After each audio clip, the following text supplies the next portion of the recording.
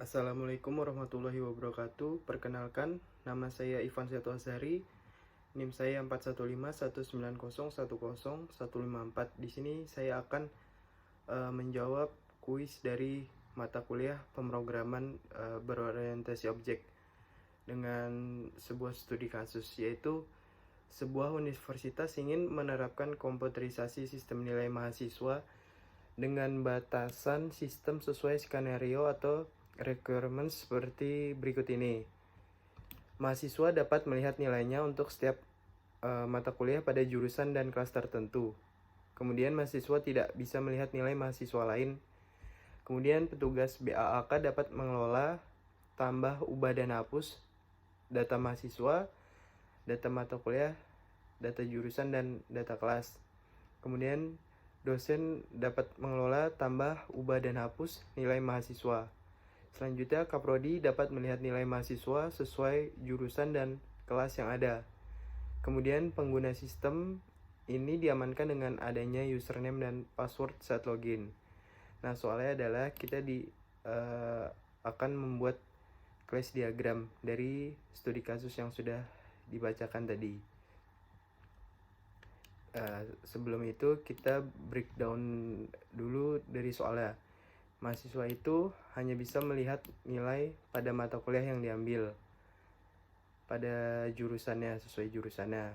Kemudian BAK dapat mengelola data mahasiswa, kemudian dapat mengelola mata kuliah, kemudian dapat mengelola jurusan, dan mengelola kelas. Kemudian dosen dapat mengelola nilai mahasiswa. Kemudian Kaprodi hanya dapat melihat nilai mahasiswa sesuai dengan jurusan. Dan yang terakhir, sistem ini diamankan dengan adanya username dan password saat login. Selanjutnya kita masuk ke dalam class diagramnya. Yang pertama yang akan kita bahas adalah mahasiswa. Mahasiswa melihat nilai pada mata kuliah yang diambil. Di sini sebelum saya jelaskan alurnya, di sini ini adalah atribut yang digunakan pada tabel mahasiswa dan ini adalah metode yang digunakan. Nah, karena sistem ini menggunakan sistem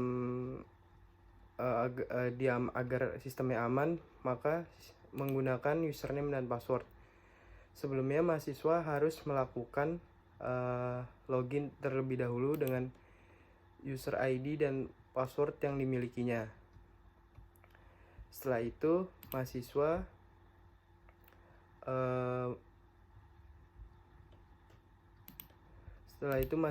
ini mengikuti yang ke bawah ini menuju ke tabel kelas. Setelah itu menuju ke mata kuliah yang diambil.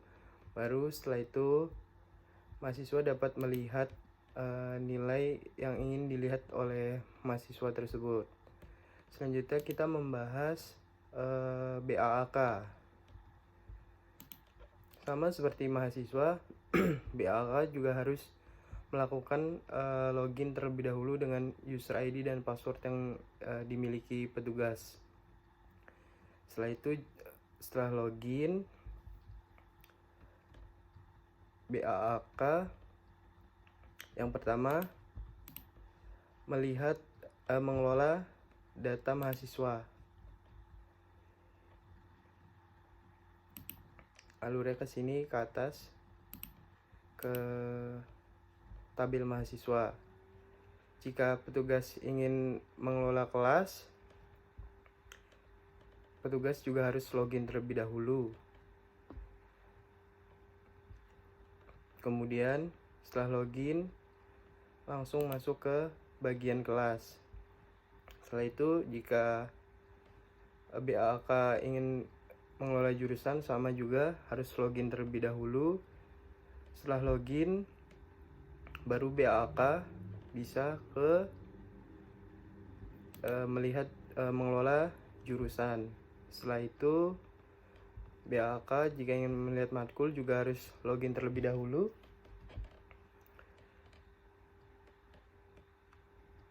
Setelah itu, setelah login, baru BAK bisa melihat mata kuliah, dapat mengelola mata kuliah dari mahasiswa. Setelah itu kita membahas dosen. Dosen di sini dapat mengelola nilai mahasiswa. Sebelumnya dosen juga harus melakukan login terlebih dahulu karena untuk pengamanan. Setelah login, dosen ke arah atas ini lalu ke arah kiri, kemudian masuk ke dalam mata kuliah. Setelah dalam mata kuliah, dosen dapat mengelola nilai dari mahasiswa pada mata kuliah yang diampu dosen tersebut. Selanjutnya adalah Kaprodi. Nah, di Kaprodi juga sama, harus melakukan login terlebih dahulu.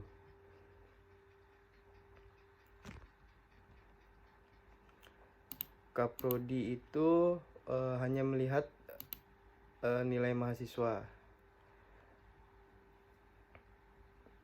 Nah, karena di soalnya, di studi kasusnya sesuai jurusan ya, Kaprodi melihatnya sesuai jurusan dan kelas yang ada, maka setelah login, Kaprodi masuk ke dalam tabel jurusan.